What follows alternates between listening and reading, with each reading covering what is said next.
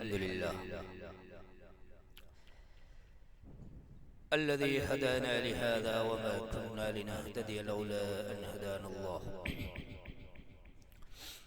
والصلاة والسلام على رسول الله محمد بن عبد الله وعلى آله حزب الله أما بعد فقد قال الله تعالى في كلامه العزيز بعد أعوذ بالله من الشيطان الرجيم بسم الله الرحمن الرحيم يا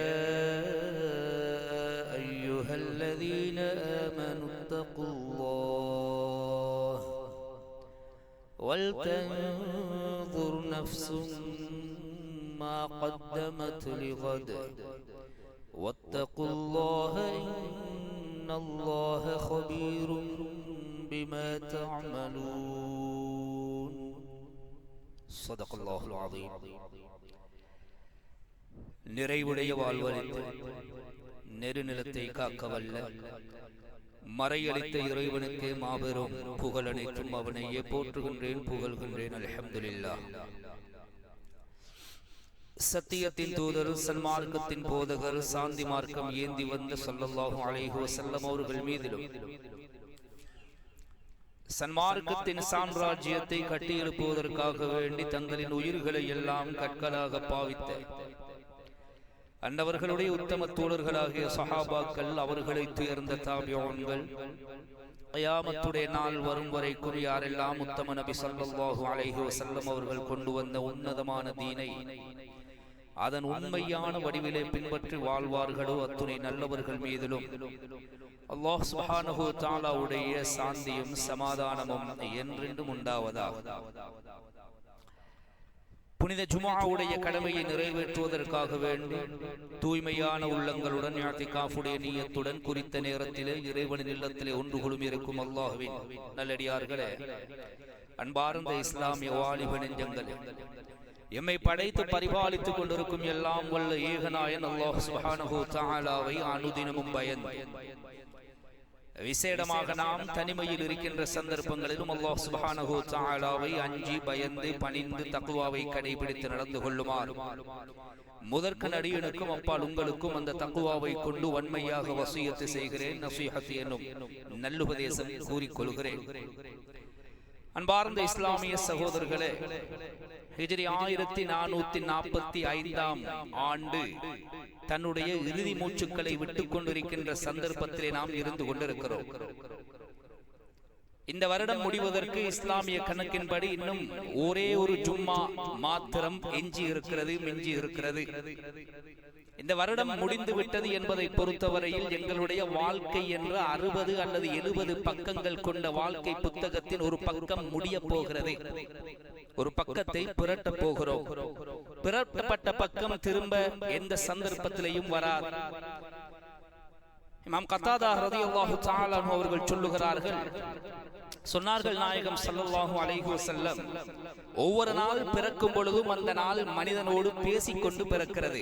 யப்ன ஆதம் இக்தனிம்னி, ஆதமுடைய மகனே, நீ என்னை சரியாக பயன்படுத்திக் கொள், என்னை வீணடித்து விடாதே.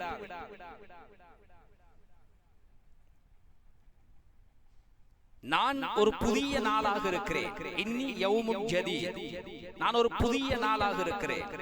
வ இன்னி அலா மா யுஅமலு ஃபீய ஷஹீத், அது மாத்திரமல்ல, எனக்குள்ளே என்னென்ன நடக்கிறது, என்னென்ன நிகழ்வுகள் ஏற்படுகிறது, நீ எனக்குள்ளே என்னென்ன விடயங்களை செய்கிறாய் என்பதை நான் உற்று நோக்கக்கூடியவனாகவும் இருக்கிறேன்.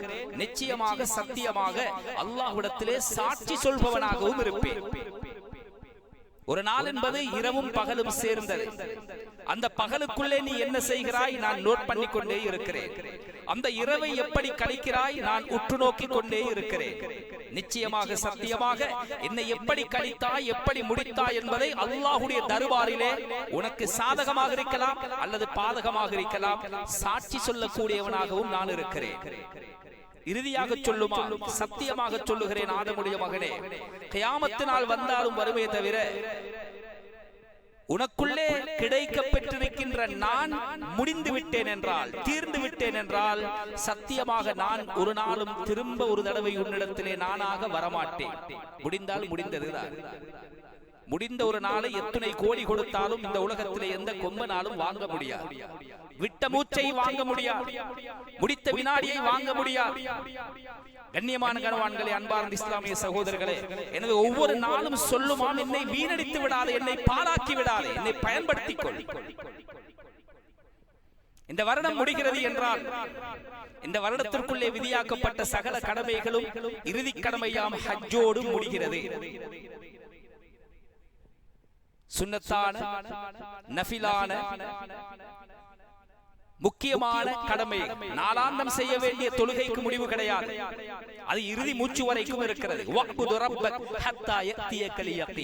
சக்கராத்தில் இருக்கும் பொழுது கூட தொழுகையை விடுவதற்கு யாருக்கும் இஸ்லாத்தில் அனுமதி கிடையாது.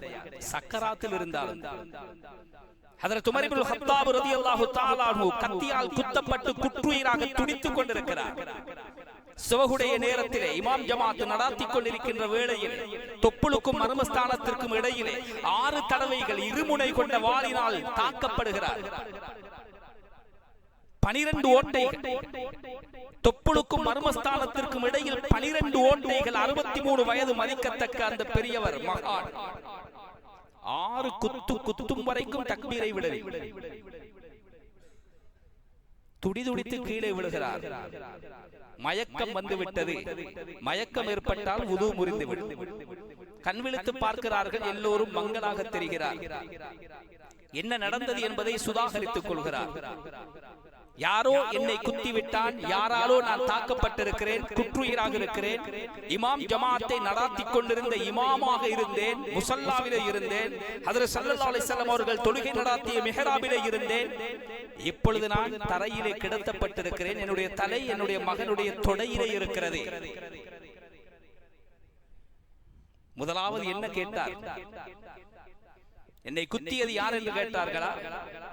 என்னை தாக்கியது யார் என்று கேட்டார்களா? யாருடைய ஏற்பாட்டின் மூலம் இது நடந்தது என்று விசாரித்தீர்களா என்று கேட்டார்களா? அவர்களுடைய வாயிலிருந்து மயக்கம் தெளிந்த பிறகு வெளிவந்த முதல் வார்த்தை அஸல்லன்னாஸ். எனக்கு பின்னால் ஒரு பெரும் கூட்டம் மாமூம்களாக நின்று தொழுது கொண்டிருந்தார்களே, அந்த மாமூம்களுடைய தொழுகை சரியாக முடிந்ததா? அவர்கள் தொழுகையை சீராக நிறைவேற்றினார்களா? இந்த அசம்பாவிதம் ஏற்பட்டு மனிதர்கள் அல்லோல கல்லோலப்பட்டிருப்பார். ஆம், அமீருல் முஃமினீனே அப்துர் ரஹ்மான் இப்னு அவுஃப் ரலியல்லாஹு அன்ஹு முன்னால் சென்று அந்த தொழுகையை கண்டினியூ பண்ணினார்கள். தொடர்ந்து முடித்து விட்டார்கள். அல்ஹம்துலில்லாஹ். என்னை கொஞ்சம் உதுவெடுக்க வைத்து விடுங்கள், மயக்கம் வந்து விட்டது. தொழுகை கலாவாக இன்ன என்று இருக்கிறது. அஃபீ ஹாலிஹில் ஹாலத்தி யா அமீருல் முஃமினீன். யாரோ ஒருவர் கேட்கிறார், செவிகளில் விழுகிறது, இந்த நிலைமையிலுமா அமீருல் முஃமினீன்? ஏனென்றால் அவர்கள் உட்கார வைக்கப்பட்டு குடிப்பாட்டப்படுகின்ற பால் அந்த ஓட்டையின் மூலம் இரத்தத்தோடு கலந்து கசிந்து கொண்டிருக்கிறது. கேட்டார்களாம், இந்த நிலைமையில் தொழுகையை விடுவதற்கு உனக்கு அனுமதி தந்தது யார்? அல்லாஹ் அல் குர்ஆனிலே சக்கராத்து வரைக்கும் தொழுங்கள் என்று சொல்லி இருந்தால் பிரச்சனை கிடையாது. மௌத் வரைக்கும் தொழுங்கள் என்று சொல்லிவிட்டார். இன்னும் மௌத்தாகவில்லையே. கண்ணியமான கணவான்களே, அன்பார்ந்த இஸ்லாமிய சகோதரர்களே, தொழுகை அது நாளாந்தம் அல்லாஹ்வால் விதியாக்கப்பட்ட கடமை. ஏனைய கடமைகள் இந்த வருடத்திற்குள்ளே ஒரு ரமதான் வந்தது, முடிந்தது. இந்த வருடத்திற்குள்ளே ஜகாத் விதியாக்கப்பட்டது, கணக்கு பார்த்தோம், கொடுத்தோம், முடித்தோம். இந்த வருடத்திற்குள்ளே ஒரு ஹஜ் வந்தது, முடிந்து விட்டது. அடுத்த வருடமும் ரமலான் வரும், அடுத்த வருடமும் துல் ஹஜ் வரும், அடுத்த வருடமும் ஜகாத்துடைய நிசாபு வரும், அடுத்த வருடமும் சுன்னத்தான முஹர்ரமுடைய ஆஷூராவுடைய நோன்பு வரும், அடுத்த வருடமும் அரஃபாவுடைய நாள் வரும். ஆனால் அது வரைக்கும் நானும் நீங்களும் உயிரோடு இருப்போமா இல்லையா கேள்விக்குறி. யாராலும் உத்தரவாதம் கொடுக்க முடியாது. எனவேதான் அந்த நாள் வருகின்ற பொழுது சொல்லுகிறது, என்னை பயன்படுத்திக் கொள், என்னை வீணடித்து விடாதே. கொஞ்சம் உள்ளத்திலே கை வைத்து சிந்திக்க நாம் கடமைப்பட்டிருக்கிறோம். முடிந்த வருடத்தை நான் எப்படி முடித்தேன்? கழிந்த வருடம் என்னை விட்டு எப்படி கழிந்தது? முடிந்த ரமதானை நான் எப்படி பயன்படுத்தினேன்? முடிந்த ஹஜ் எனக்கு விதியாக்கப்பட்டிருந்ததா இல்லையா? சின்ன சின்ன சில்லறை காரணங்களுக்காக வேண்டி அந்த ஹஜ்ஜையும் நான் நிறைவேற்றாமல் பிற்போட்டு விட்டேனா?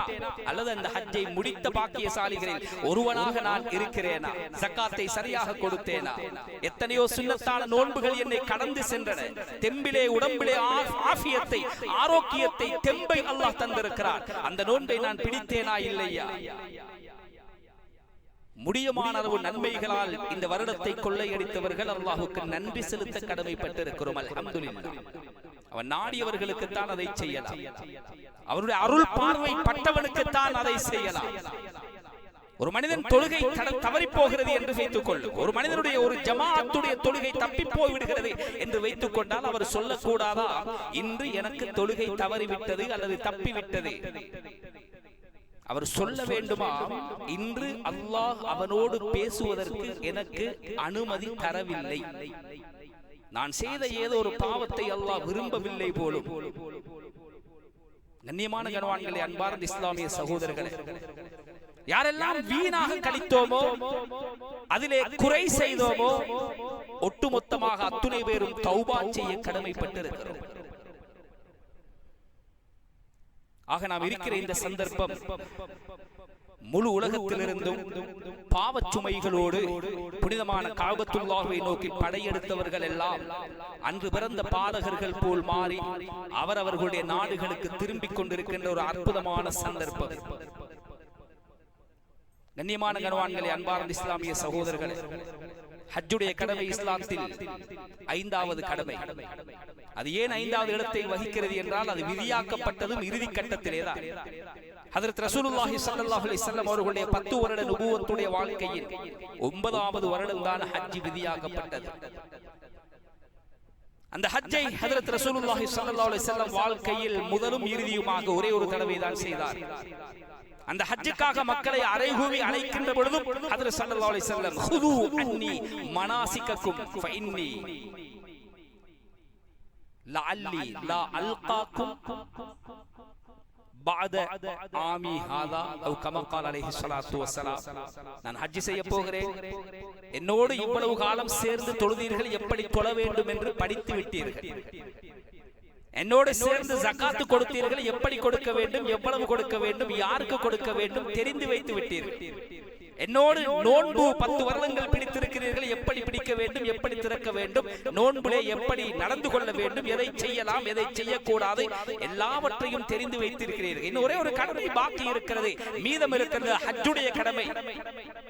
அதையும் என்னோடு சேர்ந்து செய்து அதை எப்படி செய்ய வேண்டும் என்பதை கச்சிதமாக கற்றுக்கொள்ளுங்கள். காரணம், அநேகமாக அடுத்த வருடம் இந்த இடத்திலே உங்களை நான் சந்திப்பேனா மாட்டேனா என்று எனக்கு தெரியாது என்றார்கள். அதே மாதிரி அந்த வருடம் வல்லல் நபி ஸல்லல்லாஹு அலைஹி வஸல்லம் அவர்களுடைய வாழ்க்கையின் இறுதி வருடமாக அமைந்து விட்டது.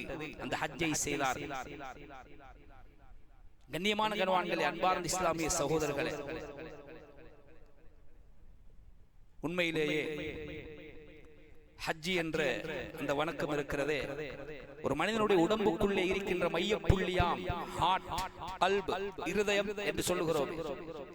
இந்த இருதயம் அதற்கு வருகின்ற இரத்தங்களை சுத்திகரித்து எப்படி ஏனைய உறுப்புகளுக்கு இஷ்யூ பண்ணுகிறதோ, அது மாதிரி முழு உலகத்தில் இருந்தும் வருகின்ற அந்த கஅபத்துல்லாஹ்வை வலம் வருகின்ற அந்த மனித கோடிகளின் சகல பாவங்களும் மன்னிக்கப்பட்டவர்களாக சுத்திகரிக்கப்பட்ட இரத்தம் அந்தந்த அங்க அவயங்களுக்கு அனுப்பப்படுவது போல் முழு உலகத்திற்கும் அல்லாஹ் இந்த ஹாஜிமார்களை அனுப்பி கொண்டிருக்கின்ற இந்த சந்தர்ப்பம்.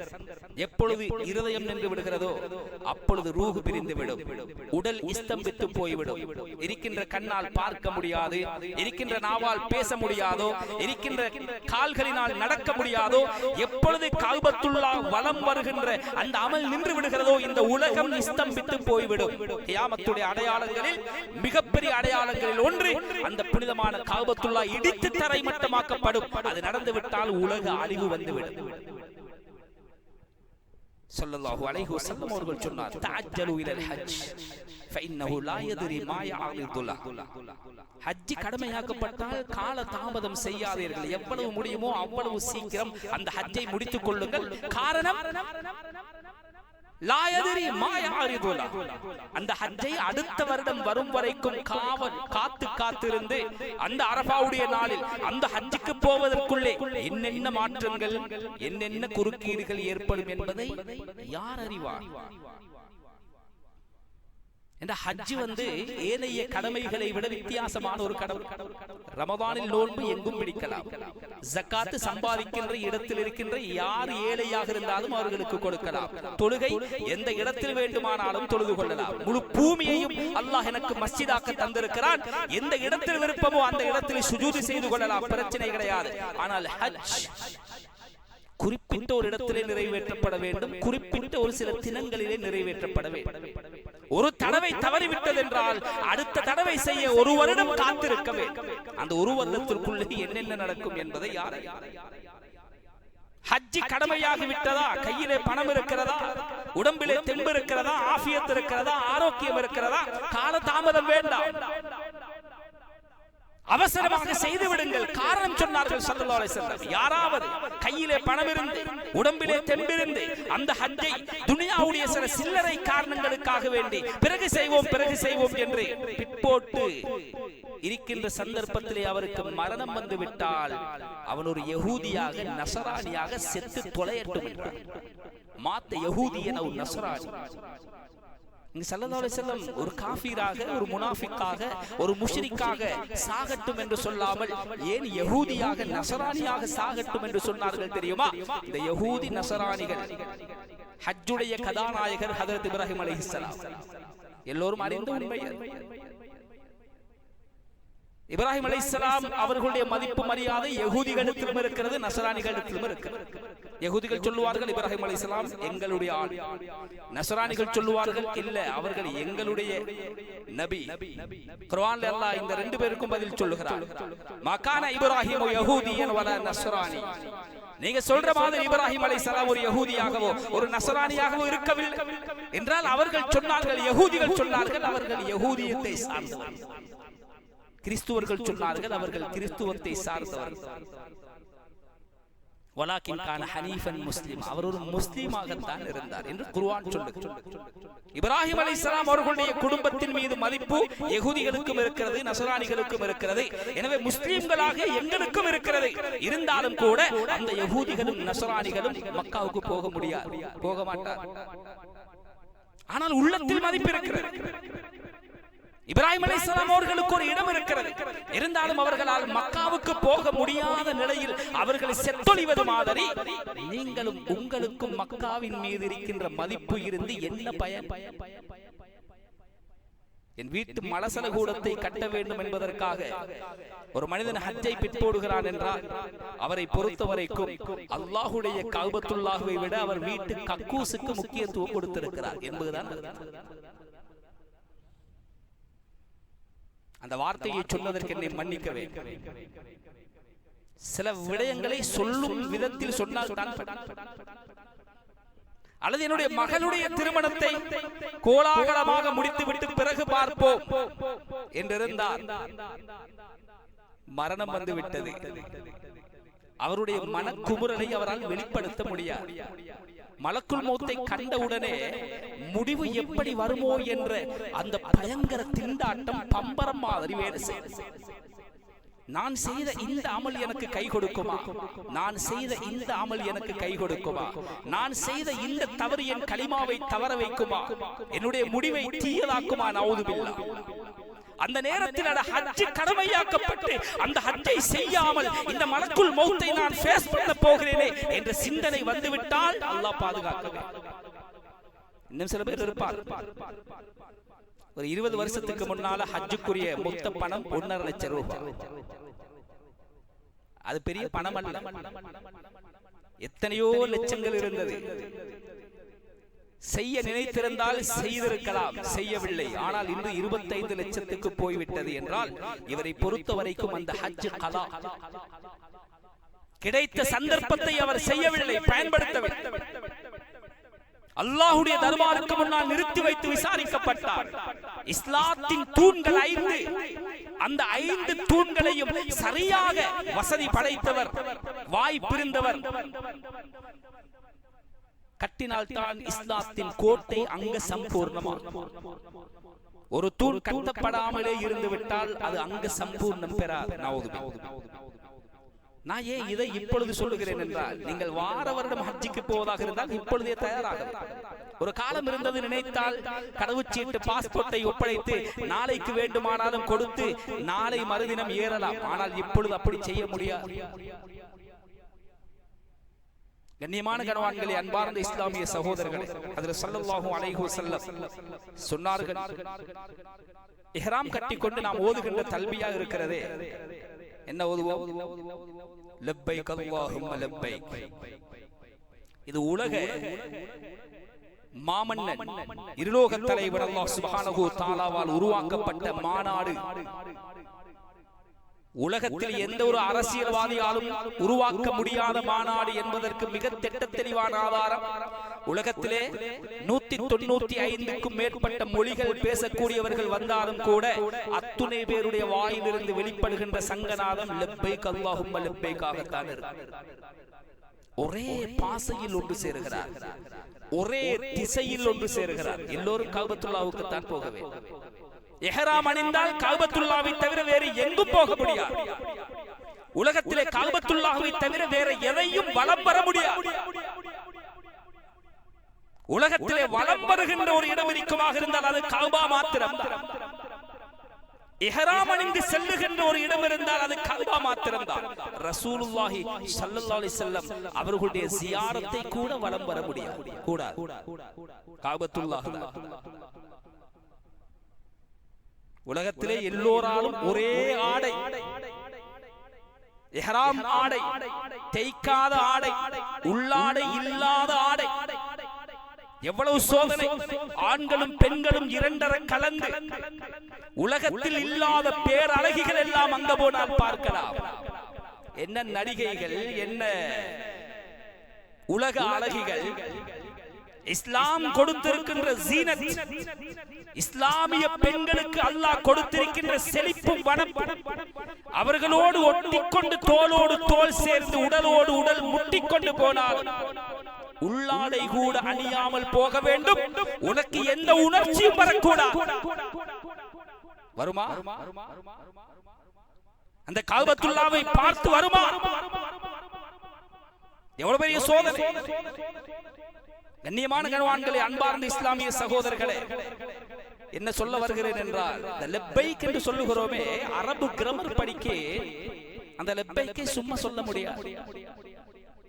உதாரணமாக திடீரென்று ஒருத்தருக்கு லப்பைக் என்று சொல்ல முடியாது. அந்த பதம் எப்பொழுது யூஸ் பண்ண வேண்டும் என்றால், யாரோ எங்களை அழைத்திருக்க வேண்டும், அது எங்களுக்கு கேட்டிருக்க வேண்டும், கேட்ட அழைப்புக்கு பதில் சொல்லுகின்ற பொழுது யூஸ் பண்ணப்பட வேண்டிய ஒரு பொருள், ஒரு சொல், ஒரு வேர்ட், அதுதான் லப்பைக். கூப்பிட்டீங்களா? இதோ வந்து. சும்மா இருக்கிற ஒருத்தர் போய் கூப்பிட்டீங்களான்னு கேட்கணுமா? கேட்க முடியுமா? யாரோ கூப்பிட்டால் அந்த சப்தம் கேட்ட மாதிரி இருந்தது, ஓடி சென்று அழைத்தீர்களா என்றால் யாராலும் அழைக்கப்பட்டிருக்கிறது.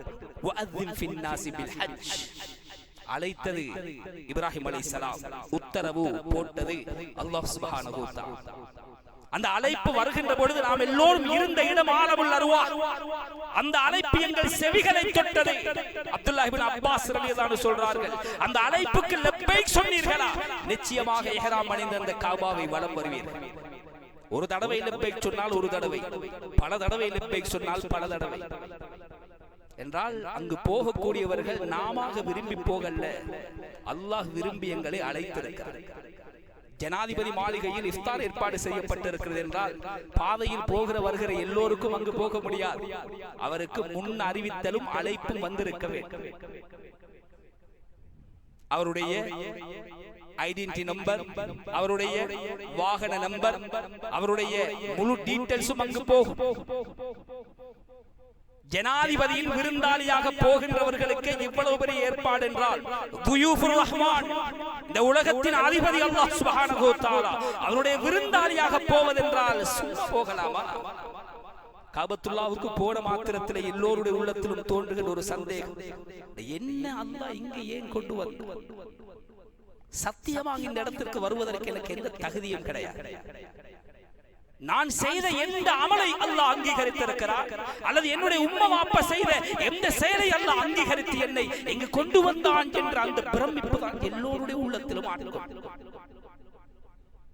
கண்ணியமான கணவான்கள், அன்பார்ந்த இஸ்லாமிய சகோதரர், அந்த இஹ்ராமுடைய உடுப்பை உடுத்து விமானத்திலே பயணிக்கின்ற பொழுது உம்ராவுடைய ஃபர்துகள் 4. முதலாவது நியத்து வைக்க வேண்டும் மீகாத்திலே. இரண்டாவது தவாப் செய்ய வேண்டும்.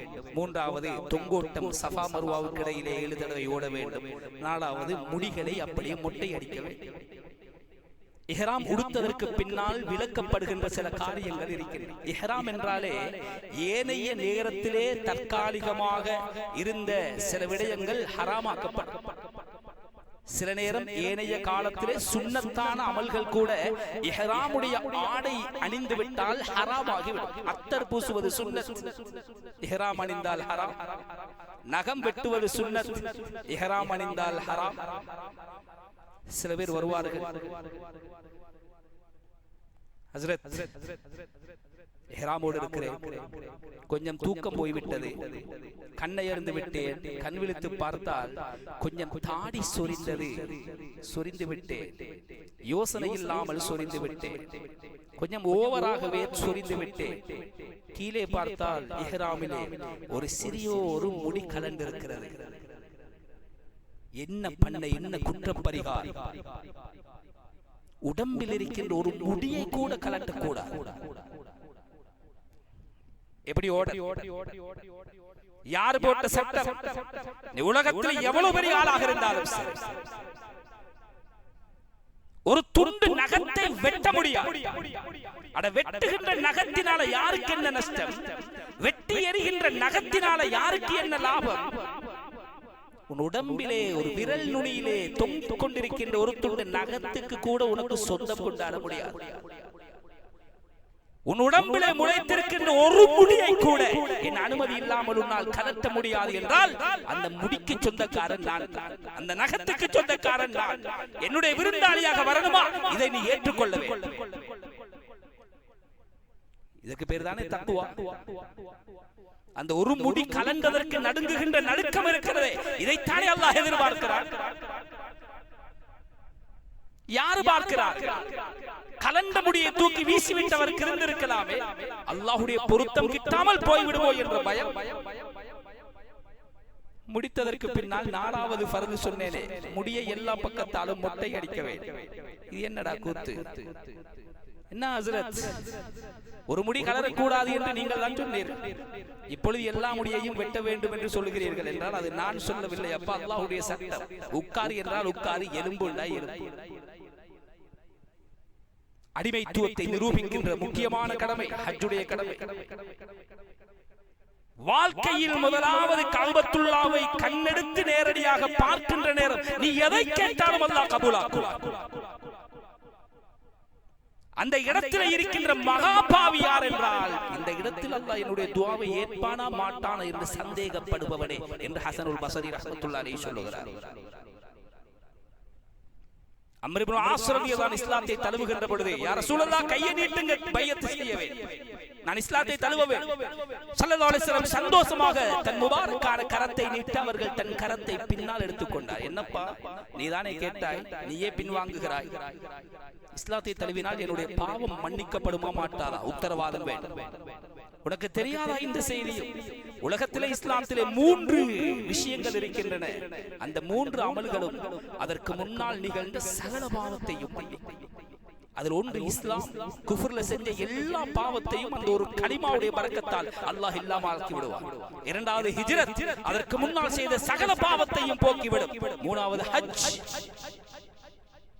ஏனைய அமல்கள் பாவம் மன்னிக்கப்படும் என்று வருகின்ற பொழுது சிறிய பாவங்கள் என்றே வருகின்றன. எப்பொழுது ஒரு மனிதன் ஹஜ் செய்கிறானோ விதிவிலக்கில்லாமல் சொன்னார்களே ஸல்லல்லாஹு அலைஹி வஸல்லம், ஜமராத்திலே 7 கல்லுகளை எரிகின்ற பொழுது உன் வாழ்க்கையில் நாசமாக்குகின்ற 7 பெரும் பாவங்கள் ஒன்றன் பின் ஒன்றாக மன்னிக்கப்படும். ஒன்றன் பின் ஒன்றாக மன்னிக்கப்படும். தவாஃபுல் விதாவை முடித்துவிட்டு வெளியே வருகின்ற ஹாஜிமார்கள் வீட்டிலிருந்து தன்னுடைய மனைவி மக்களை விட்டு பிரிகின்ற பொழுது ஏற்படுகின்ற கவலை 10% என்றால் அங்கிருந்து வருகின்ற பொழுது ஏற்படுகின்ற கவலை 90%.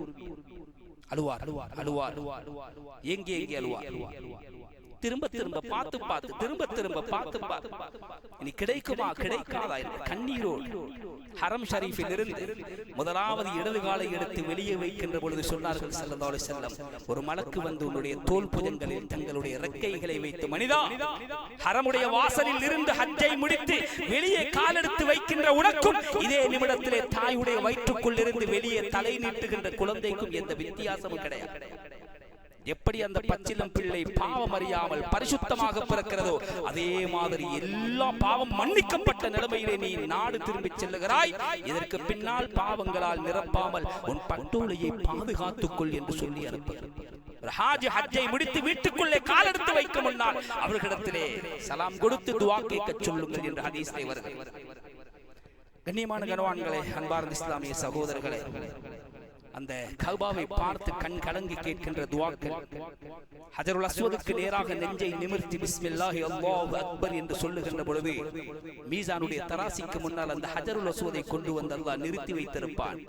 அதற்கு 2 கண்களும் பேசுகின்ற நாக்கையும் அல்லாஹ் கொடுத்திருப்பான். தன் வசம் வந்து யாரெல்லாம் தன்னை முத்தமிட்டார்களோ அல்லது கை நீட்டி கையை முத்தமிட்டார்களோ அத்துணை பேருக்கும் சாதகமாக அந்த மீசானுக்கு முன்னால் அந்த ஹஜருல் அஸ்வது குரல் கொடுக்கும், சாதகமாக வாதாடும் என்று வல்லன் நபி ஸல்லல்லாஹு அலைஹி வஸல்லம் அவர்கள் சொன்னார்களே, இந்த பாக்கியம் எத்துணை கோடி கொடுத்தாலும் கிடைக்குமா? ருக்குனுல் யமானி ஹஜருல் அஸ்வத் பக்கத்திலே வருகின்ற பொழுது அல்லாஹும்ம இன்னி அஸ்அலுக்கல் அஃவ வல் ஆஃபியா ரப்பனா ஆத்தினா ஃபித் துன்யா ஹஸனா வ ஃபில் ஆখিরাতি ஹஸனா வ கினா அஸாபன்னார் என்று ஹாஜிகள் ஓதுகின்ற துஆவுக்கு 70 மலக்குமார்களை அல்லாஹ் நியமித்திருக்கிறான். அவர்களுடைய டியூட்டி அவர்களுடைய துஆவுக்கு ஆமீன் சொல்லுவதுதான் என்றார் ஸல்லல்லாஹு அலைஹி வஸல்லம். ஹஜ் முடித்தவர் ஒரு நாளும் ஏழையாக மாட்டார். ஹஜ் முடித்தவர் வாழ்க்கையில் எடுக்கின்ற பெரிய படிப்பினை என்ன தெரியுமா? நான் இன்னும் 20 வருடங்களுக்கு முன்னால் வந்திருக்க வேண்டும் அல்லவா?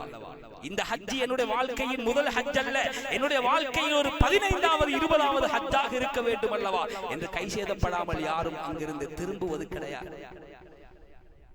கண்ணியமான கனவான்களே, அன்பார்ந்த இஸ்லாமிய சகோதரர்கள், ஹஜ்ஜுடைய இபாதத்துகள் எல்லாம் ஆச்சரியமானது, அபூர்வமானது, புத்திக்கு அப்பாற்பட்டு எல்லாம் முடித்து ரவுதாவுக்கு ஸல்லல்லாஹு அலைஹி வஸல்லம் சுப்ஹானல்லாஹ் 10 வருடம் அவர்கள் கழித்த சொர்க்கத்தின் பூங்காக்களில் ஒரு பூங்கா என்று தடம் பதித்த அந்த இடத்திலே காலெடுத்து வைக்கின்ற பொழுது கல்விலே வருகின்ற துஆ, யா அல்லாஹ், உன்னுடைய தூதர் தாஹா நபி ஸல்லல்லாஹு அலைஹி வஸல்லம் அவர்களை பார்த்து சலாம் சொன்ன மிம்பர் பக்கத்திலே இருக்கிறது. அவர்களை விட்டு பிரிந்து அழுத அந்த இடம் பக்கத்திலே இருக்கிறது. இத்திகாஃபுக்காக அவர்கள் சாய்ந்த உஸ்துவானத்து ஸரீர் அந்த இடத்திலே இருக்கிறது. பிலால் ரலியல்லாஹு அன்ஹு பாங்கு சொல்லுகின்ற பொழுது அஷ்ஹது அன்ன முஹம்மதர் ரசூலுல்லாஹ் என்று சொல்லுகின்ற பொழுது அவர்களுடைய ஒரு கை தானாக தாஹா நபி ஸல்லல்லாஹு அலைஹி வஸல்லம் சாய்ந்திருந்த தூண் பக்கம் போகும் பொழுது அந்த வார்த்தையை கேட்டு சிரித்த முகத்தோடு அவர்கள் தாடி குடைகின்ற அந்த காட்சி, அவர்களுக்கு இத்திகாஃபுக்காக விரிக்கப்பட்ட அந்த தூண் இருக்கிறது. நபியுடைய வாயினால் சொர்க்கத்தின் பூங்கா என்று வர்ணிக்கப்பட்ட இடத்திற்கு இந்த மகா பாவியை எப்படி கொண்டு வந்து நிறுத்தினாயோ அதே மாதிரி கியாமத்திலும் சொர்க்கத்திலே இந்த கால் தடம் பதிக்க வேண்டும் ரப்பே என்று கேட்கின்ற பொழுது வருகின்ற பிரமிப்பு அது எத்துணை கோடி கொடுத்தாலும் வராது. இன்னும் ஏன் அதை செய்யாமல் இருக்கிறோம்? கண்ணியமான கனவான்களே, அன்பார்ந்த இஸ்லாமிய சகோதரர்களே, அல்லாஹ் சுப்ஹானஹு வ தஆலா இந்த வருடம் புனிதமான ஹஜ்ஜுக்காக வேண்டி வந்தவர் தாகத்தினால் இந்த சந்தர்ப்பத்தை அல்லாஹ் எங்களுக்கும் இந்த வருடம் நசீபாக்கினார். துடிதுடித்து இறந்த காட்சி அதெல்லாம் அல்லாஹ்வுடைய தர்பாரிலே ஒரு பொருட்டல். இப்ராஹிம் அலைஹிஸ்ஸலாம் செய்த தியாகத்திற்கு மத்தியில் அந்த மினாவை தாண்டி அந்த ரயில்வே ஸ்டேஷனை தாண்டி வருகின்ற பொழுது ஒரு பழைய குப்பா ஒன்று கட்டப்பட்டிருக்கிறது. ஹஜ்ஜுக்கு உம்ராவுக்கு போனவர்களுக்கு காண்பித்திருப்பார். அந்த இடத்திலே தான் தனக்கு சொந்தமாக பிறந்த மகனை சாட்சி வச்சு அறுத்தார். அறுக்க அறுக்க கத்தி அறுபடவில்லை.